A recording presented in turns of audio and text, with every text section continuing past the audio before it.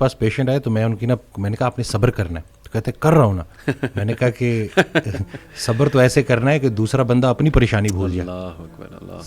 صبر ایسے آپ نے ڈیفائن کرنا ہے کہ دوسرا آپ کے پاس آئے اور آپ, کیونکہ یہی صبر ہے. بالکل. اب آپ کو میں دیکھ رہا ہوں آپ نے اپنے آپ کو چور چور کر دیا. اور باقی ایک اور بات کہ اپنے آنسوؤں کو لوگوں کے سامنے رائے گاہ مت کرنا, کیونکہ ان آنسوؤں کی خریدار رحمت پروردگار ہے. تو ان کے سامنے بہاؤ اور پھر دیکھو کہ کیا ہوتا ہے. اور باقی ایک کویشچن بہت سارے لوگ نا مجھ سے کرتے ہیں انگزائٹی سے ریلیٹڈ کہ ہمیں لگتا ہے کہ ہمارے بعد ہمارے بیوی بچوں کا کیا ہوگا.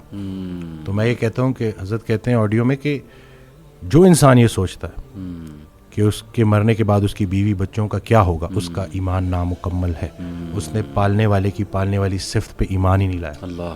جن کے لیے پوری کائنات بنائی ان کو یتیمی اور غریبی سے گزارا, ان کو ماں باپ نہیں دیے, آپ کو دے دیے. ہم شکر کے مقام کو گلے میں کنورٹ کر دیتے ہیں. صحت بھی ہے, زندگی بھی ہے, اور کب تک ہے کوئی نہیں جانتا, اور جب تک ہے وہ کوئی چینج نہیں کر سکتا.